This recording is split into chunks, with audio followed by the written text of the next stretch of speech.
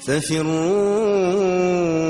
إلى الله إني لكم منه نذير مبين ولا تجعلوا مع الله إلها آخر إني لكم منه نذير مبين. الحمد لله نحمده ونستعينه ونستهديه ونستغفره ونتوب إليه ونبرأ من حولنا وقوتنا إلى حول الله وقوته ونعوذ بالله من شرور أنفسنا ومن سيئات أعمالنا فإنه من يهده الله فهو المهتد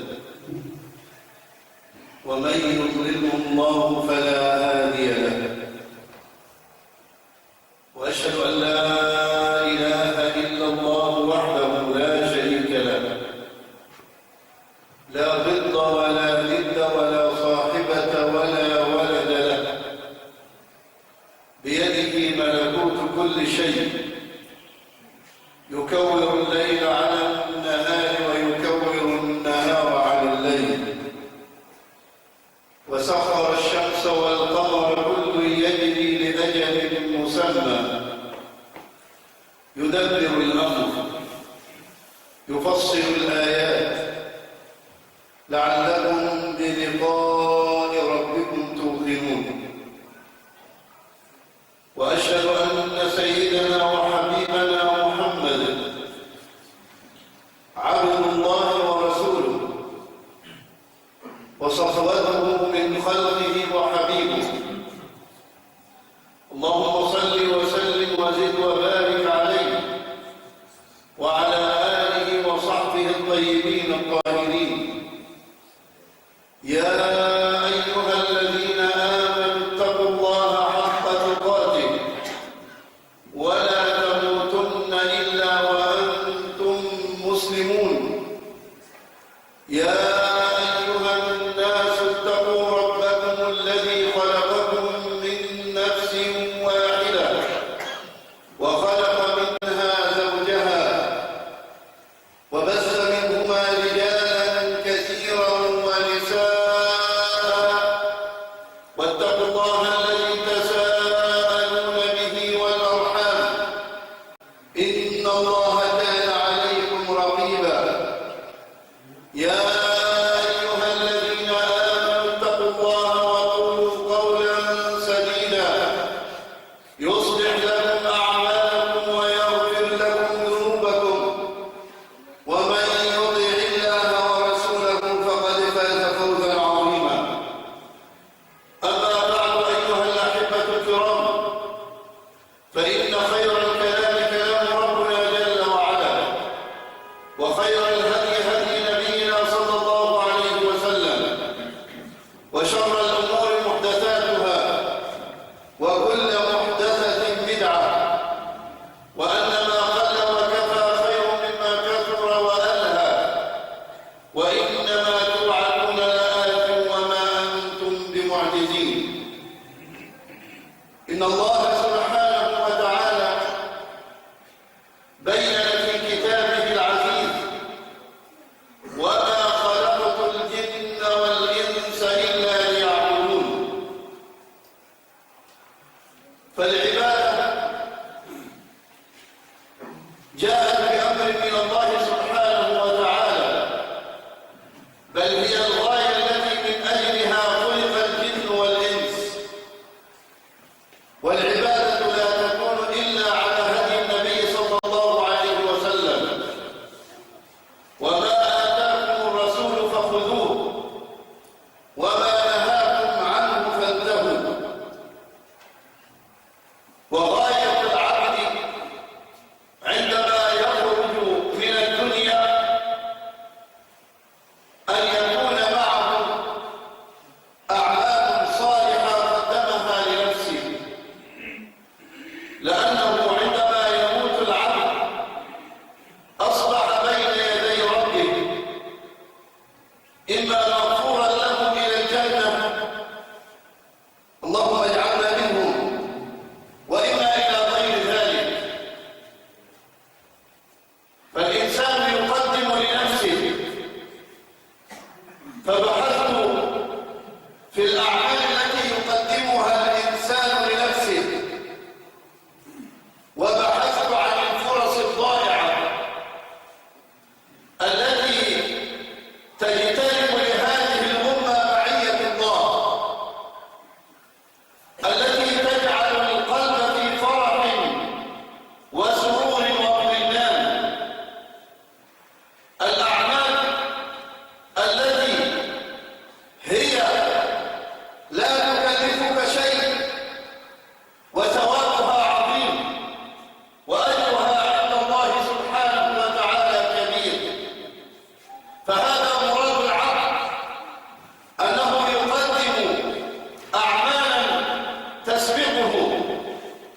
تكون من الخيرات في ميزان حسناته تثقل ميزانه، فما وجدت أفضل من ذكر الله.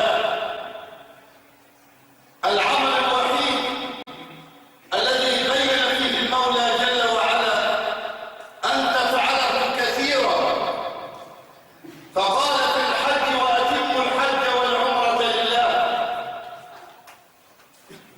وقال في الزكاة: وآتوا الزكاة. وقال في الصلاة: وأقيموا الصلاة. وقال في الصيام: فمن شهد منكم الشهر فليصم. وقال: أياما معدودات. إلا في ذكر الله عز وجل قال: يا أيها الذين آمنوا اذكروا الله ذكرا كثيرا وسبحوه بكرة وأصيلا. هذا العمل الذي لا يكلفك شيء يجلب لك معية الله سبحانه وتعالى، سببا في سعادتك في الدنيا والآخرة. يقول ربنا سبحانه وتعالى: يا أيها الذين آمنوا اذكروا الله ذكرا كثيرا وسبحوه بكرة، أي في الصباح، وأصيلا، أي قبيل المغرب أو في آخر اليوم. سبحوه بكرة وأصيلا، فهو حال الطائفة المنصورة ذكر الله، وهو علامة الأمة ذكر الله. ومن فتح عليه باب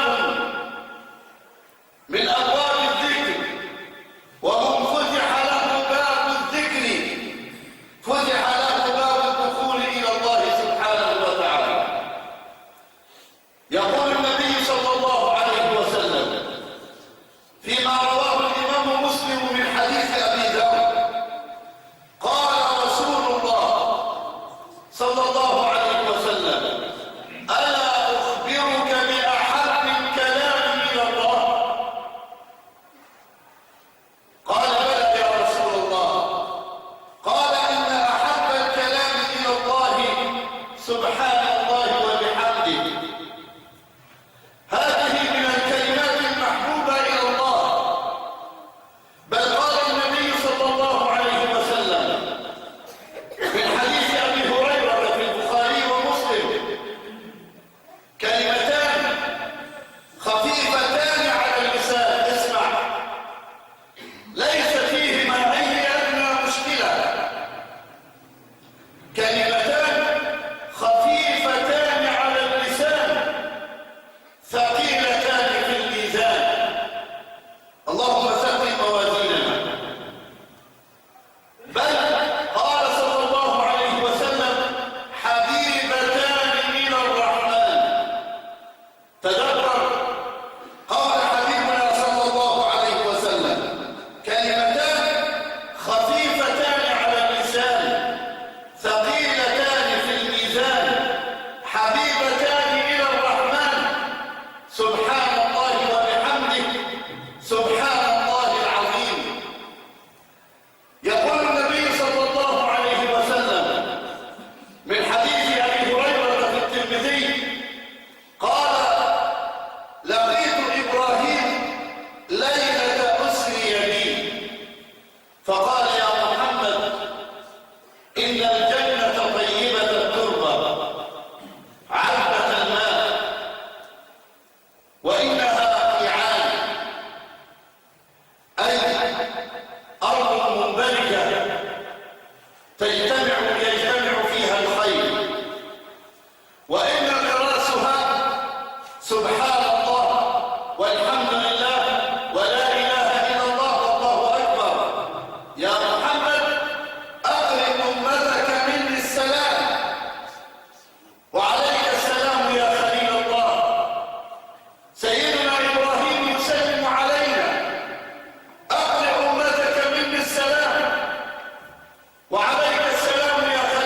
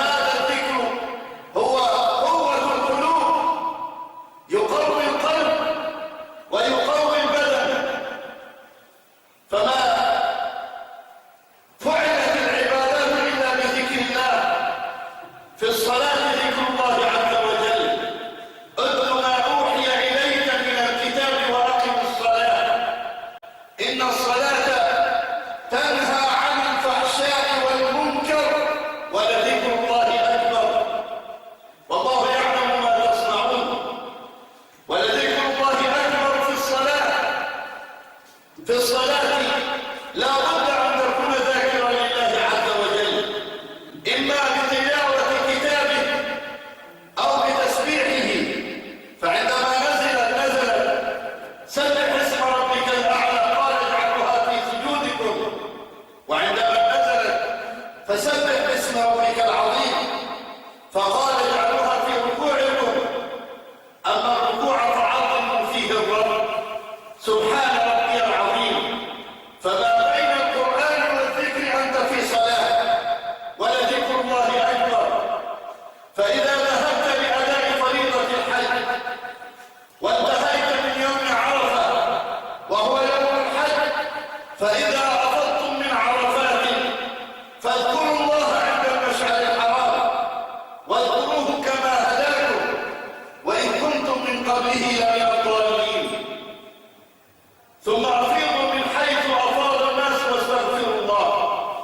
ثم بين سبحانه وتعالى بعد انتهائك من عرفات تذكر الله، وبعد انتهاء المناسك بأكملها ذهبت من عرفات إلى المشعر الحرام، ثم إلى منى رميت الجمرات، ثم إلى مكة طواف الإفاضة وسعي الركن، ثم عدت إلى منى أيام التشريق فانتهى الحج. فلا بد أن تكثر من ذكر الله. فإذا قضيتم مناسككم فاذكروا الله كذكركم آباءكم أو أشد ذكرا. إذا فرغت من الصلاة لا بد من ذكر الله.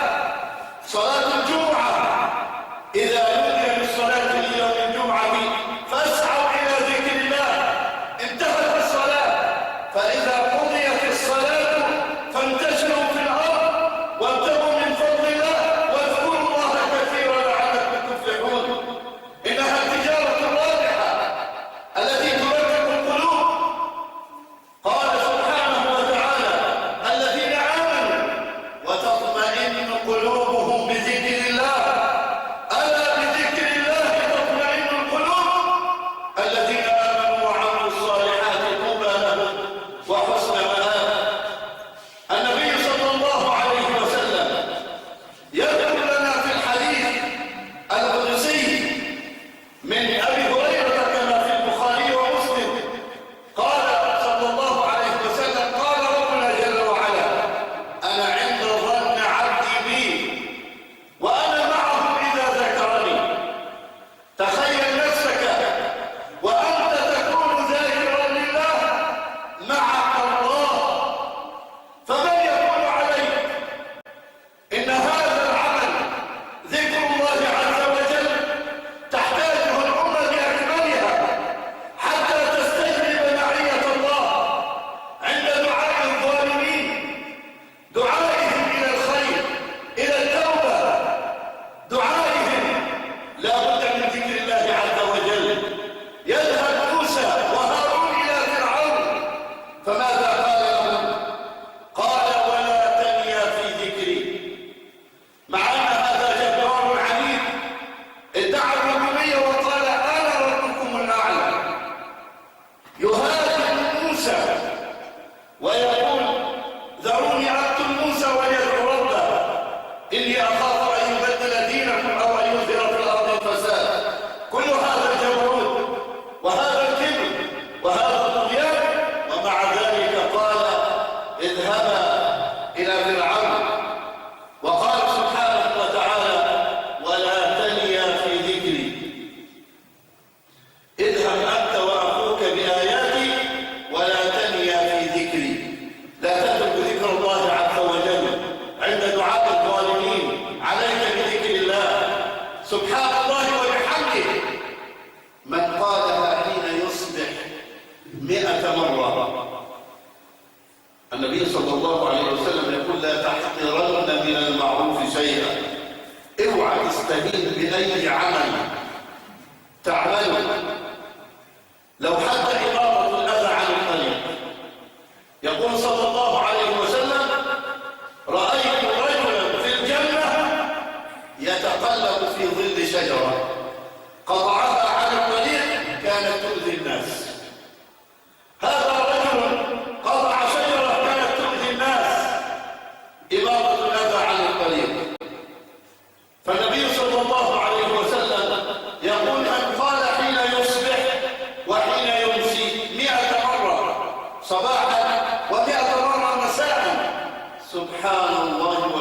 بحمده غفرت ذنوبه وإن كانت مثل زبد البحر.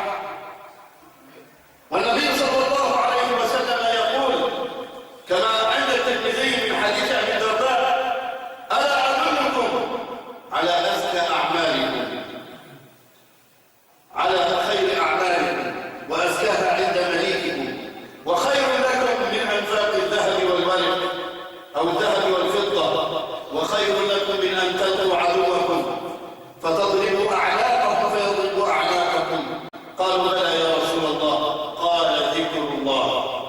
ذكر الله بعد الصلاة، عندما تفرغ من الصلاة، كما قال صلوات ربي وسلامه عليه عندما جاءه الفقراء قالوا: يا رسول الله، ذهب أهل الدثور بالأجور، أي ذهب الأغنياء بالأجور يتصدقون بفضول أموالهم ويحجون ويعتمرون. قال: أولا أدلكم على عمل إذا فعلتموه سبقتم الأغنياء؟ قالوا: بلى يا رسول الله. قال: تسبحون دبر كل صلاة 33 وتحمدون 33 وتكبرون 33 ثم تكملون بها بقوله: لا إله إلا الله وحده لا شريك له. أيها الأحبة الكرام، إن أحب الكلام إلى الله ذكر الله عز وجل، ومن أعظم النعم التي يلقاها الذاكر هي نعمة عظيمة. الحديث القدسي: أنا مع عبدي حيث ذكرني أو إذا ذكرني. أولا الذاكر معه الله، وإذا ذكرني في نفسه ذكرته في نفسي، فأين أنت من نفس الله؟ وإذا ذكرني في ملأ ذكرته في ملأ خير منه. الله يذكرك في الملأ الأعلى. النبي صلى الله عليه وسلم سمى مجالس الذكر رياض الجنة، وقال تعالى: فاذكروني أذكركم، فاذكروني أذكركم. تريد أن يذكرك الله، عليك بذكر الله عز وجل. سبحان الله والحمد لله ولا إله إلا الله والله أكبر. الذكر يكون بالقلب واللسان، استشعار عظمة الله جل وعلا. ومن فتح له باب ذكر فتح له باب الدخول على الله سبحانه وتعالى.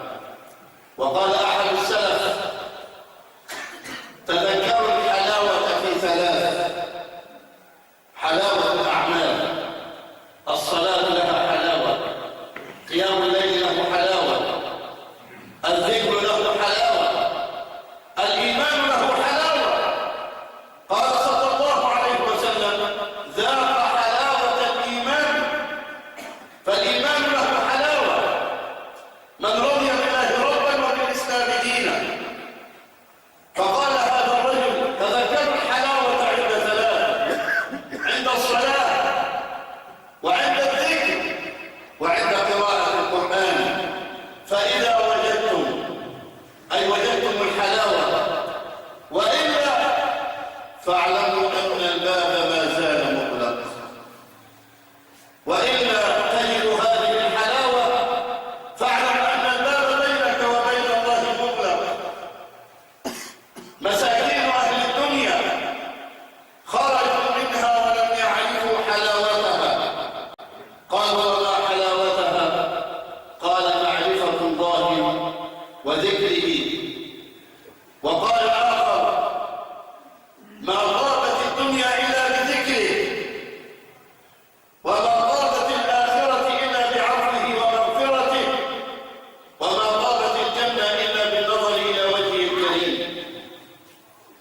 يا أيها الذين آمنوا اذكروا الله ذكرا كثيرا وسبحوه بكرة وأصيلا. ما هو التسبيح؟ التسبيح هو تنزيه الله عن كل نقص.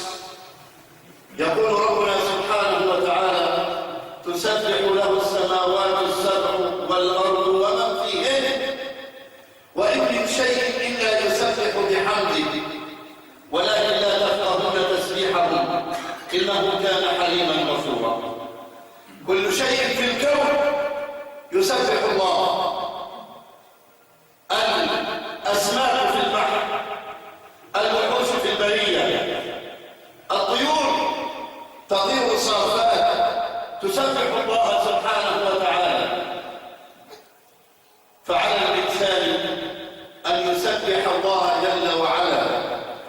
وكلمة سبحان الله تعني تنزيه المولى عن كل نقص.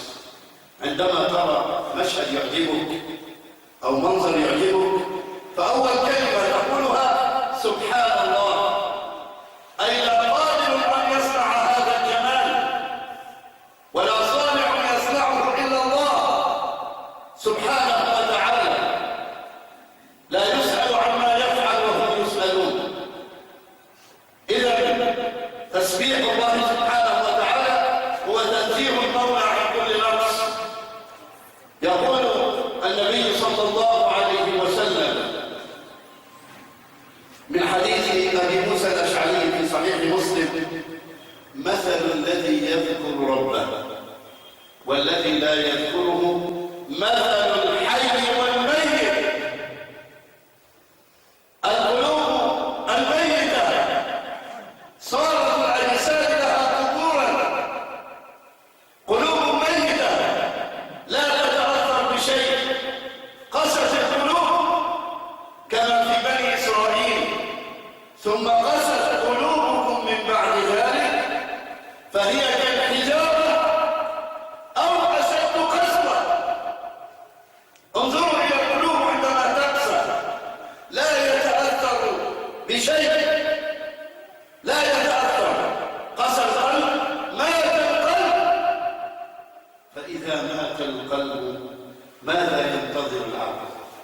إذا مات قلب الإنسان أي توقف مات الجسد، وإذا مات القلب عن ذكر الله وعن الإيمان بالغفلة مات هذا القلب، فأصبح هذا القلب يعيش في هذا الجسد، وهذا الجسد عبارة عن قلب يحمل هذا، عبارة عن قبر يحمل هذا القلب.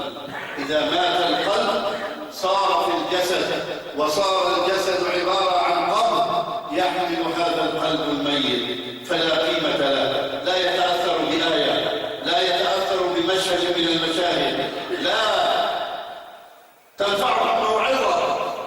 ختم الله على قلوبهم. ما معنى ختم الله على قلوبهم؟ أي أن الله سبحانه وتعالى أغلق هذه القلوب لا تتأثر بالموعظة، وكذلك أيضا لا يدخل فيها إيمان ولا يخرج منها كفر والعياذ بالله. إذا مات القلب وختم عليه لا يدخل فيه إيمان، لا يتأثر بالمشاهد، مهما ترى العين فلا يتأثر، مهما تسمع الأذن فلا يتأثر، لأن القلب مات. قال المولى سبحانه وتعالى: اسمع، إنما المؤمنون الذين إذا ذكر الله وجلت قلوبهم، تحركت القلوب فأثرت في العين وأثرت في الجسد. ألا إن في الجسد مضغة إذا صلحت صلح الجسد كله. العين ترى على مراد الله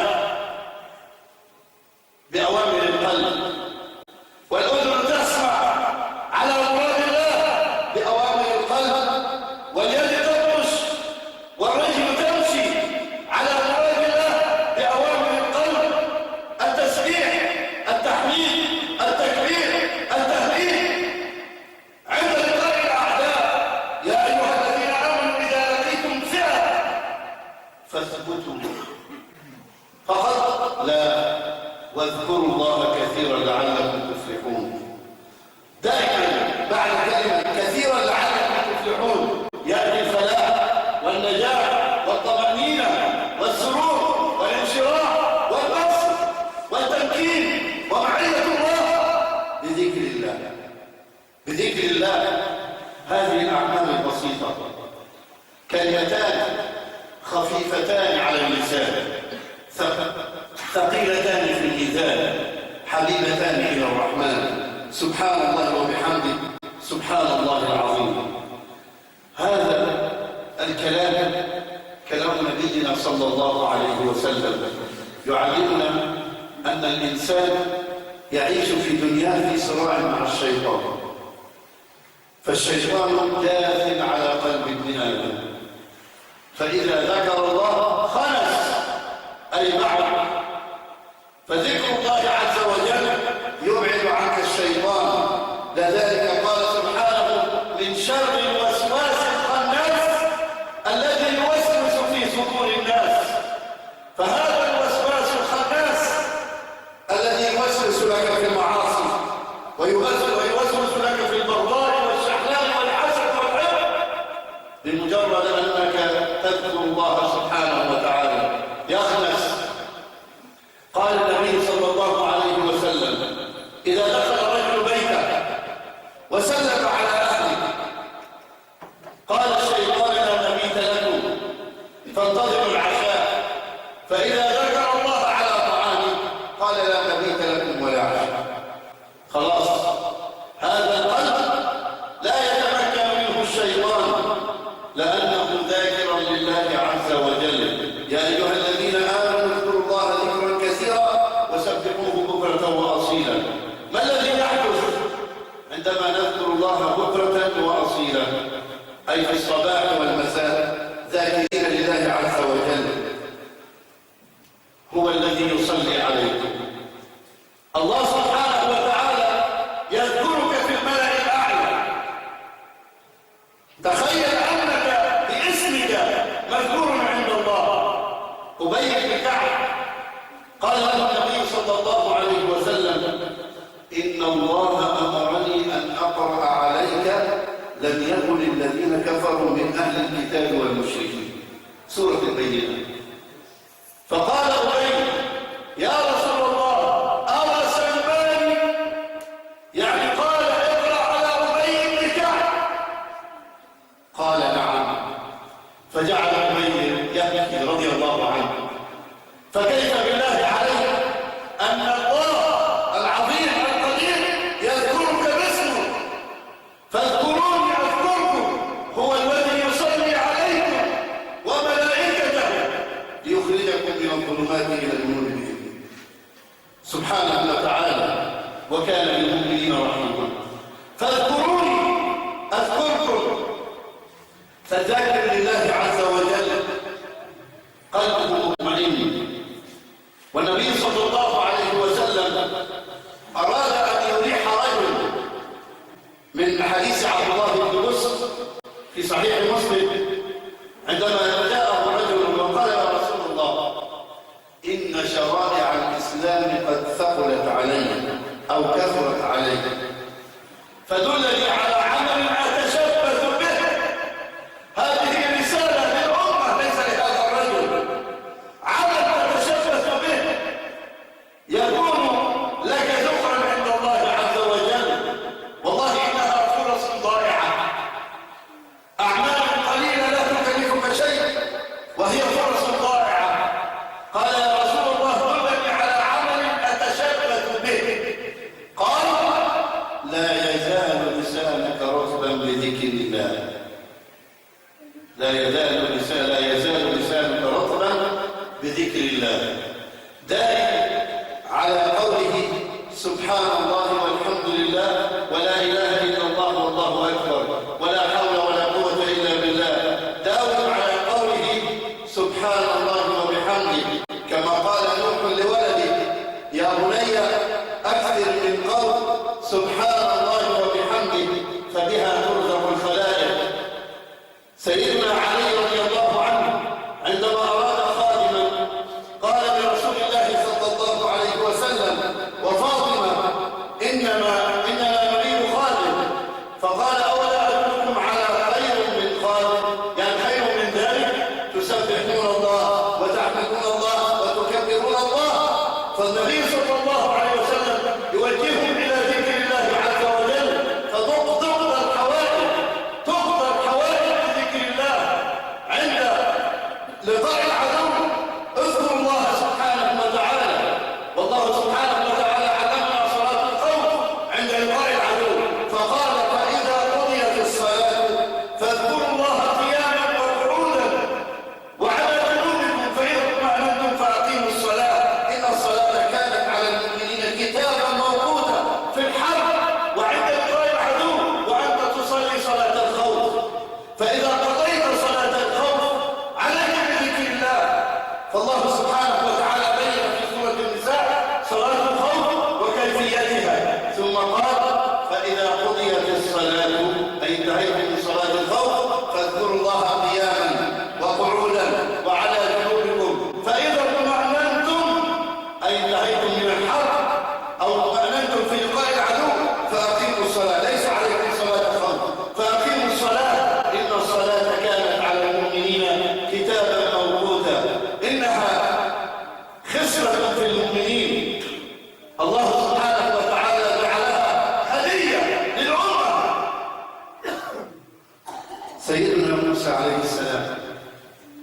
عندما عاود ذكر ربه سبحانه وتعالى وتعلم هذا الذكر فكتب الله له النصر. والله سبحانه وتعالى ينصر بطريقته فإنها سنن كونية. فما الذي حدث لموسى عندما خاف من منظر السحرة وأوجس في نفسه خيفة موسى؟ قلنا لا تخف إنك أنت الأعلى. المؤمن دائما في علو، والله سبحانه وتعالى ما ذكر العلو إلا لثلاثة: للمولى سبحانه وتعالى وجعل كلمة الذين كفروا السفلى وكلمة الله هي العليا لم تكن غير ذلك، وقال سبح اسم ربك الأعلى الذي لم يكن غير ذلك سبحانه وتعالى. تعالى عما يقولون علوا كبيرا. وذكر العلو للمؤمنين للأنبياء، فماذا قال في حق الأنبياء؟ موسى يخاف من السحرة، نظر في مشهد السحرة فوجد هذه الجبال تتحول إلى حيات، فجاء في موسى شيء من الخوف فأوجس في نفسه خيفة موسى. فالله سبحانه وتعالى علمه أن يذكرها، فطالما ذكر معه معية الله قال لا تخف إنه عليم بذات الصدور. عندما تخاف من قوم اجعل معك الله، قل اللهم إنا نجعلك في نحورهم ونعوذ بك من شرورهم. قلنا لا تخف إنك أنت الأعلى. وجعل العلو للمؤمنين وقدم الشر إن كنتم مؤمنين. قال تعالى ولا تهنوا ولا تحزنوا وأنتم الأعلون إن كنتم مؤمنين. فبذكر الله سبحانه وتعالى ببركة هذا الذكر الله سبحانه وتعالى كتب النجاة لموسى. وألق ما في يمينك تلقف ما صنعوا. الق العصا فقط تلقف ما صنعوا، إنما صنعوا كيد ساحر ولا يفلح الساحر حيث أتى.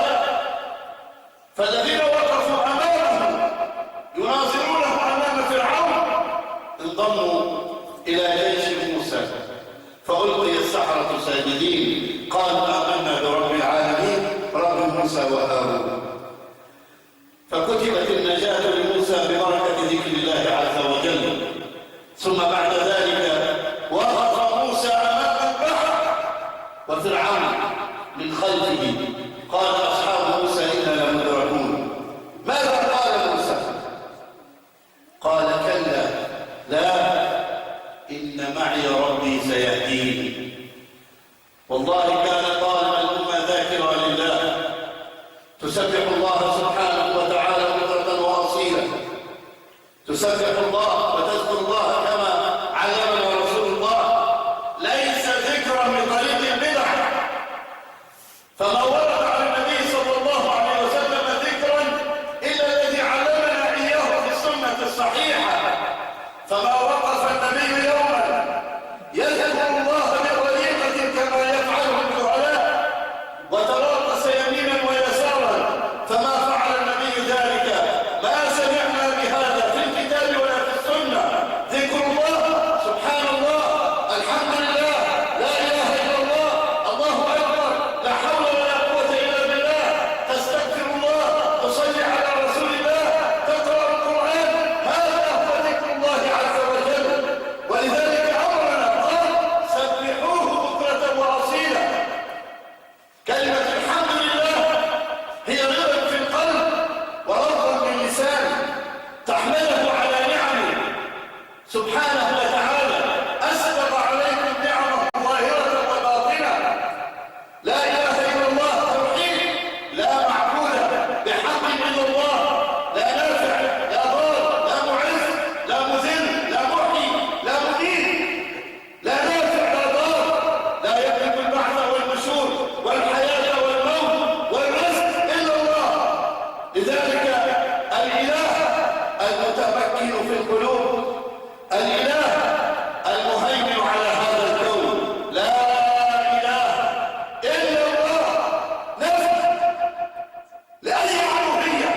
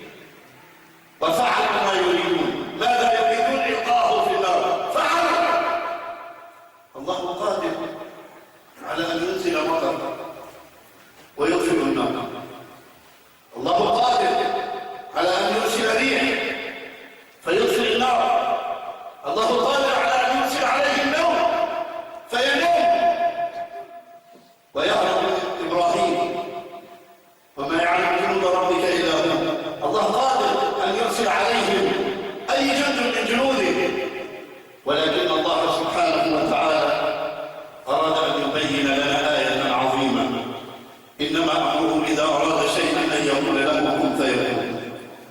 تملك من إبراهيم وألقوه في النار. ماذا بعد ذلك؟ انتهى، ليس له غاية إلا هذا. فيأتي الأمر بقمة الأعجوبة بأن الله سبحانه وتعالى يخاطب النار: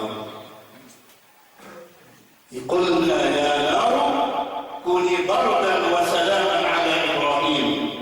يقول ابن عباس رضي الله عنهما: حسبي الله ونعم الوكيل.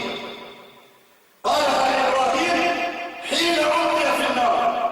خلاص، فوض أمر لربنا سبحانه وتعالى: يا رب أنت مطلع وأنت تراني وتعلم مكاني وأعلم بحالي، أنت حسبي ونعم الوكيل، وكلتك أمري. فكان نعم المولى ونعم النصير سبحانه وتعالى. قالها إبراهيم حين ألقي في النار، وقالها أصحاب محمد صلى الله عليه وسلم حين قال لهم الناس: إن الناس قد جمعوا لكم فاخشوهم. خلي بالكم، العملية زايدة على الآخر، ودول جاهزين ومعهم سلاح وهيعملوا، ويمتلكهم الشيطان يخوف. الذين قال لهم الناس: إن الناس قد جمعوا لكم فاخشوهم. خافوا على نفسكم، خافوا على أعماركم، على أولادكم، على أموالكم. قالوا حسبنا الله ونعم الوكيل. فما الذي حدث؟ فانقلبوا بنعمة من الله وفضل لم يمسسهم سوء واتبعوا رضوان الله والله ذو فضل عظيم. هذا هو حال الموحدين الذين يستمسكون بالعروة الوثقى، بالإيمان، بذكر الله عز وجل. يا أيها الذين آمنوا اذكروا الله ذكرا كثيرا فاذكروني أذكركم واذكر ربك في نفسك، أي بلسانك، تضرعا وخيفة بقلبك، ودون الجهر من القول بالغدو والآصال، ولا تكن من الغافلين. الآية في آخر سورة الأعراف: واذكر ربك في نفسك.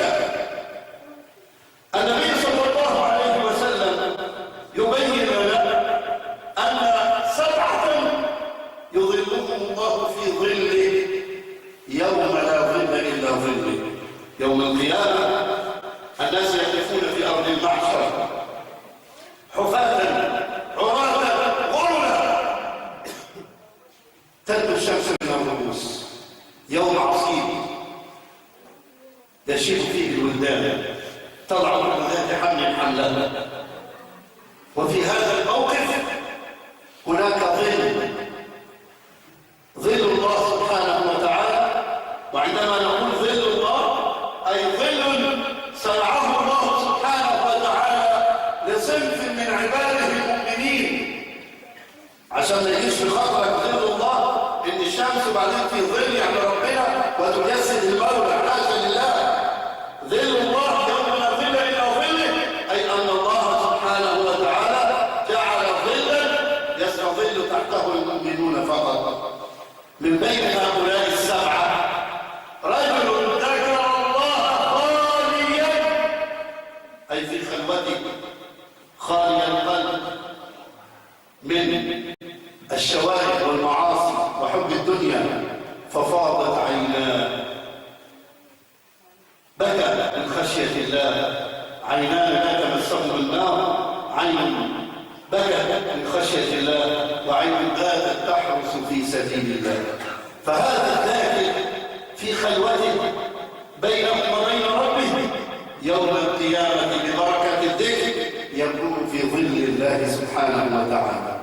إذن ذكر الله ما بين التسبيح والتحميد والتكبير والتهليل والاستغفار، وأن تستشعر عظمة ما تقول.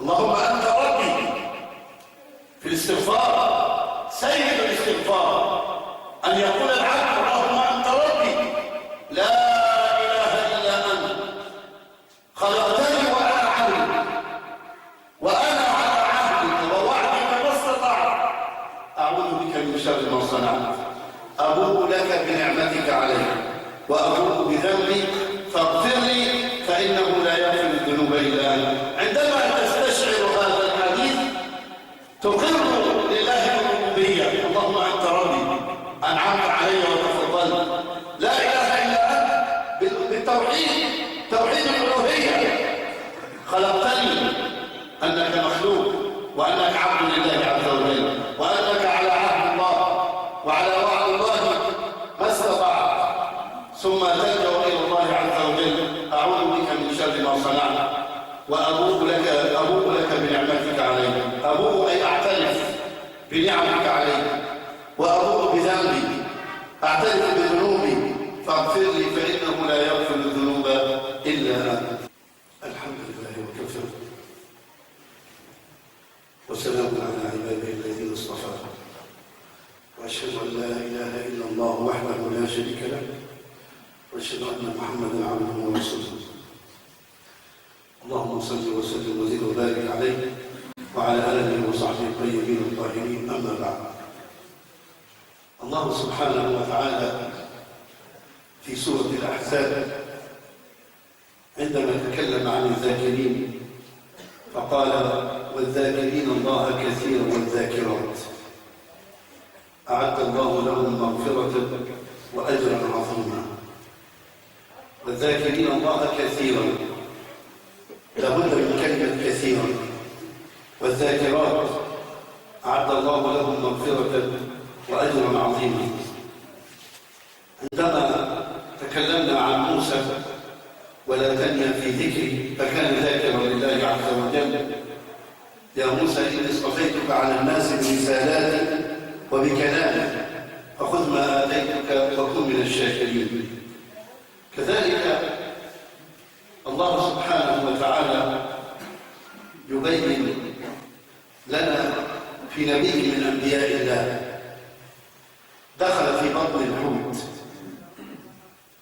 وذنون إذ ذهب مغاضبا فظن أن لن نقدر عليه فنادى في الظلمات أن لا إله إلا أنت سبحانك إني كنت من الظالمين. فهذه الكلمات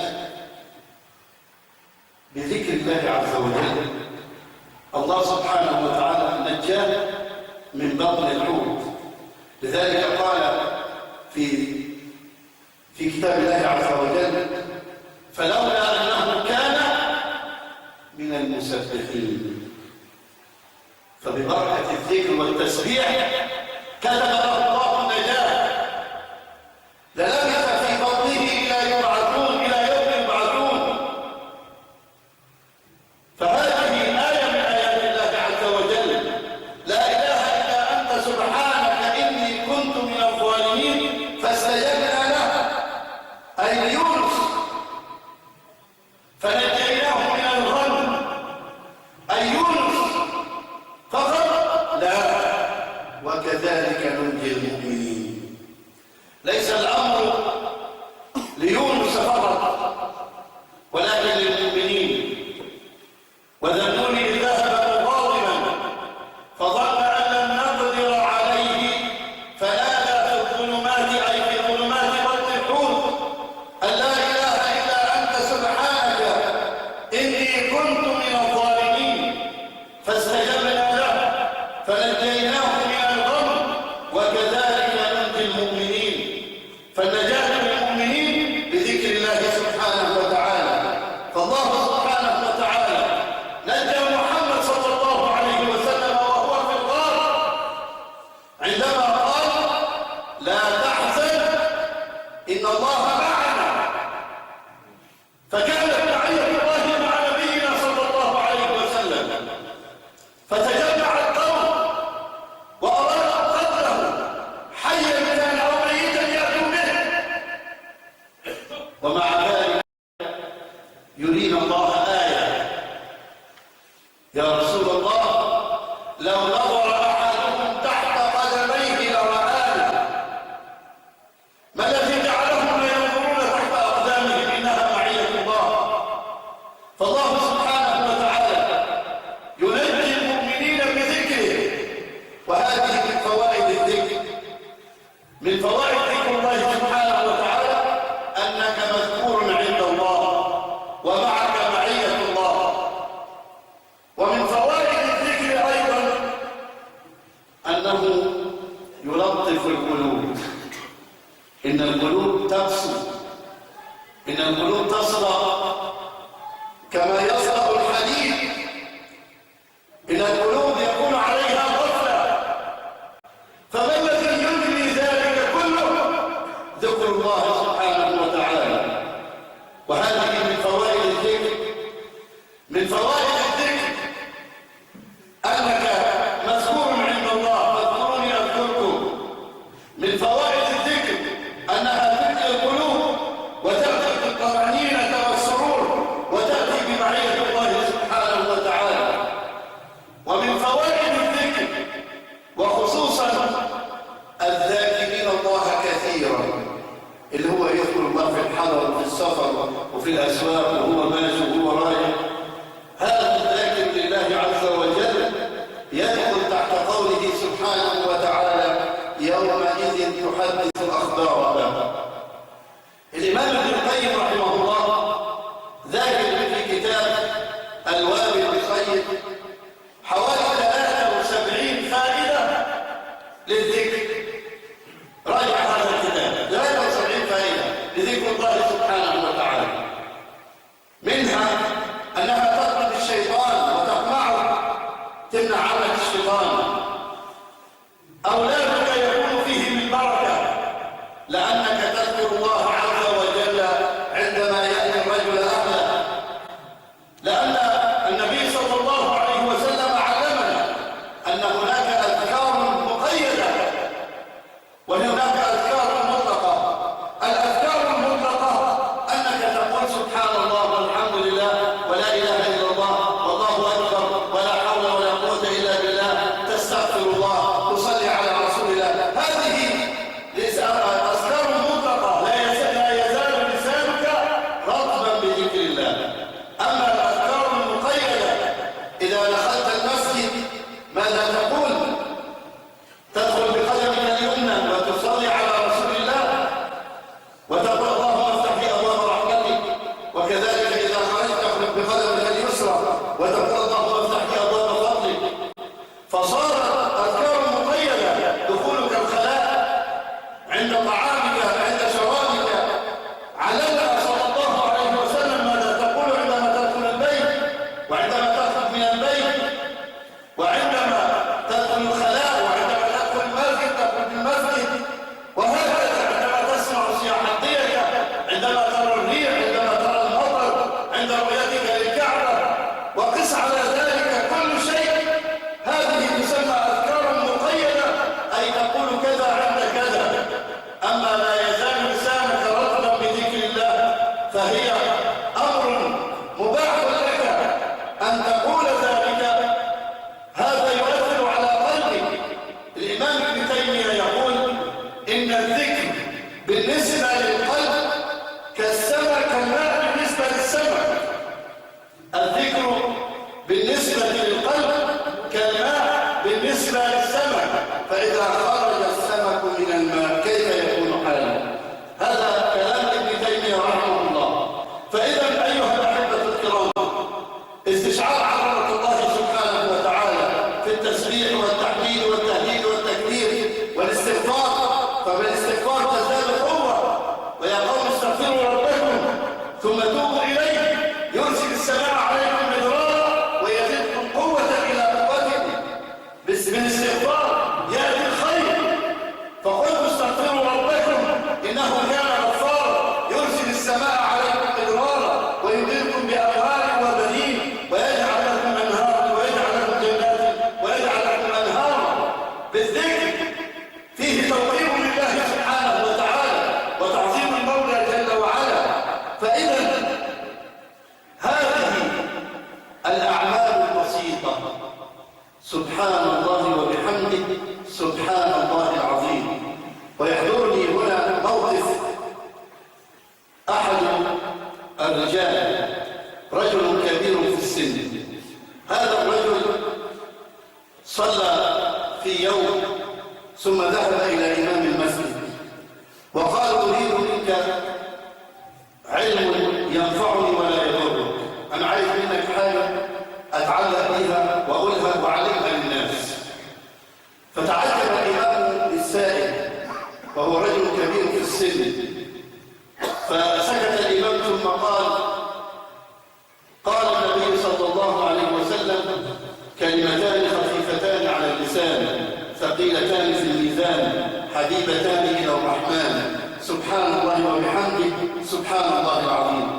فقال الرجل: أعدها عليه، فأعادها عليه مرارا حتى حفظها الرجل. ثم ذهب هذا الرجل الكبير يجلس في مجلس أقاربه فيذكرهم ويقول لهم: كلمتان خفيفتان على اللسان ثقيلتان في الميزان حبيبتان إلى الرحمن سبحان الله وبحمده سبحان الله العظيم. يجلس مع أولاده يقول: يا أولادي، كلمتان خفيفتان على اللسان ثقيلتان في الميزان حبيبتان إلى الرحمن سبحان الله وبحمده سبحان الله العظيم. وهكذا ظل الرجل لا يجلس مجلسا إلا ويذكر الناس. فمرض هذا الرجل ثم دخل أحد المستشفيات، وبينما هو في المستشفى في غياب عن الوعي فإذا به يفيق، فإذ أولاده أمامه يحيطون به وهو في أثناء الاحتضار. قال: يا أولادي، أذكركم كلمتان خفيفتان على اللسان ثقيلتان في الميزان حبيبتان إلى الرحمن سبحان الله وبحمده سبحان الله العظيم. الرجل تدبرها وظل يعلمها للناس، فإذا به يرى أمامه الطبيب يلبس رداءه الأبيض فقال: يا دكتور، كلمتان خفيفتان على اللسان ثقيلتان في الميزان حبيبتان إلى الرحمن سبحان الله وبحمده سبحان الله العظيم. وفارق الحياة، مات في التو واللحظة، مات وهو ذاكرا لله، مات وهو يعلم الناس ذكر الله عز وجل. كلمتان خفيفتان على اللسان، أنا عايز أن تتدبر: خفيفتان على اللسان، كمان ثقيلتان في الميزان، كذلك حبيبتان إلى الرحمن. غراس في الجنة، النخل والشجر في الجنة غراسه سبحان الله رسالة من أبينا إبراهيم عليه السلام على لسان محمد صلى الله عليه وسلم: أقرئ أمتك مني السلام وأخبرهم أن الجنة طيبة التربة وأنها عذبة الماء وأنها قيعان وأن غراسها أي نخلها سبحان الله والحمد لله ولا إله إلا الله والله أكبر. وفي رواية: وأن غراسها سبحان الله وبحمده. نسأل الله العظيم رب العرش الكريم أن يجعلنا من الذين يستمعون القول فيتبعون أحسنه. أولئك الذين هدى الله وأولئك الذين هداهم الله وأولئك هم أولو الألباب. اللهم اجعلنا من الذاكرين الله كثيرا والذاكرات، اللهم اجعلنا من الذاكرين الله كثيرا والذاكرات. اللهم اغفر لنا ذنوبنا وإسرافنا في أمرنا وثبت أقدامنا وانصرنا على القوم الكافرين. اللهم توفنا مسلمين وألحقنا بالصالحين غير خزايا ولا مفتونين. اشف مرضانا، ارحم موتانا، اهلك أعداءنا، لا تخيب فيك رجاءنا، اختم بالباقيات الصالحات أعمالنا. اللهم ول أمورنا خيارنا ولا تول أمورنا شرارنا. اللهم ول أمورنا خيارنا ولا تول أمورنا شرارنا. اللهم اجعل بلادنا بلاد أمن وأمان وسلامة وإسلام. اللهم اصلح ذات بيننا وألف